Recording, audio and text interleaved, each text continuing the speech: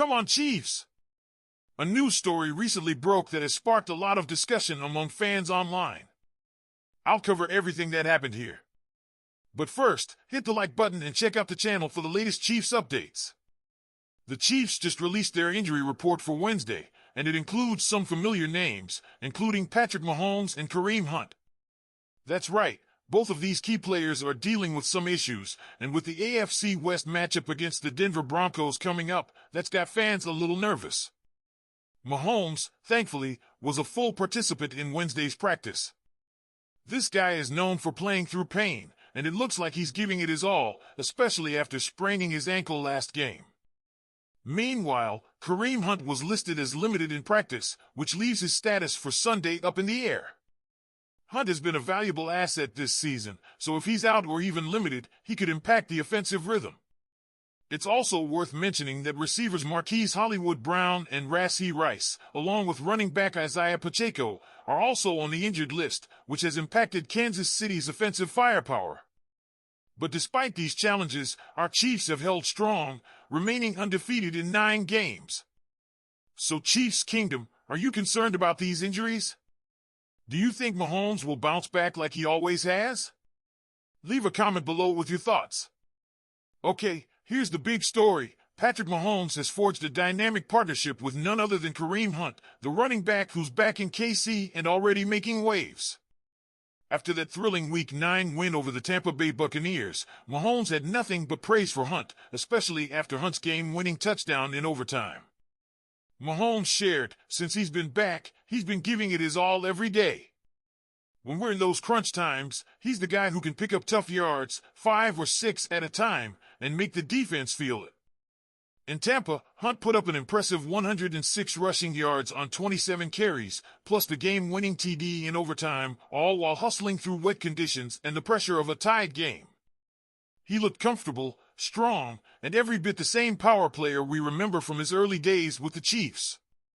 It's safe to say the Chiefs' backfield has a whole new edge this season, and Hunt is emerging as a reliable leader as Isaiah Pacheco recovers from his injury.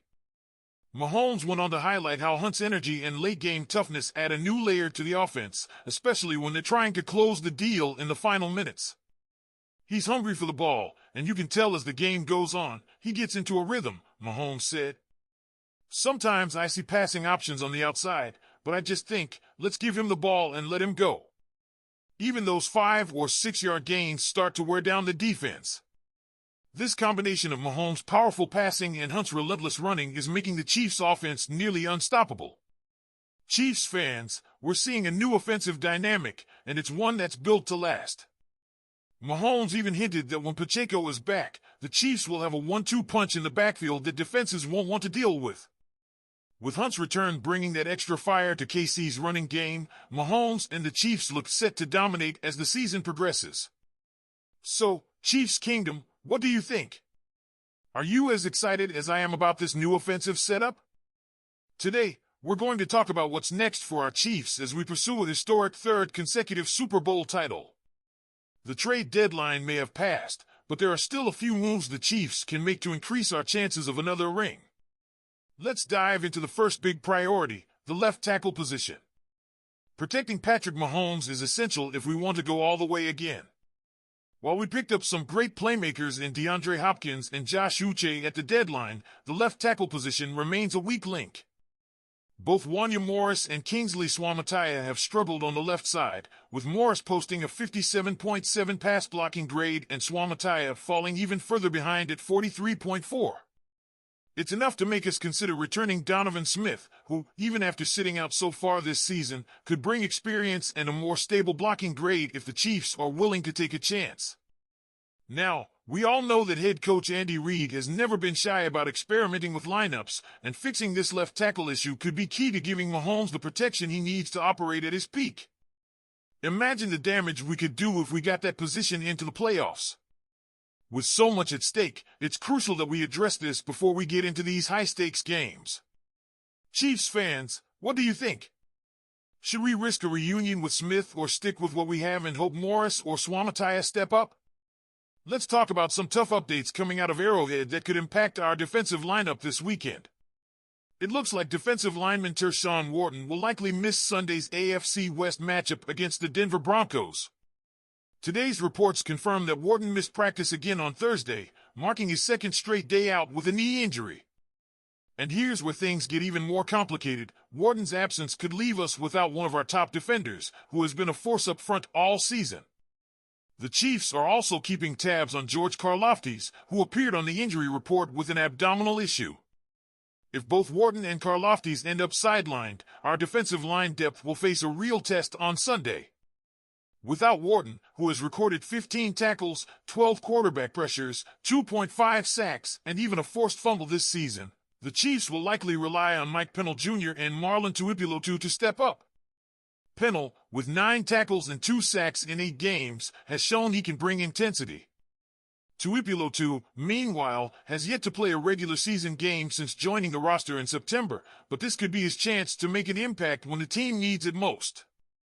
All right, Chiefs Kingdom, what do you think? Can our defense step up to handle Denver without Wharton and possibly Karlaftis? Today, we're talking about a surprising controversy involving Travis Kelce following the presidential election.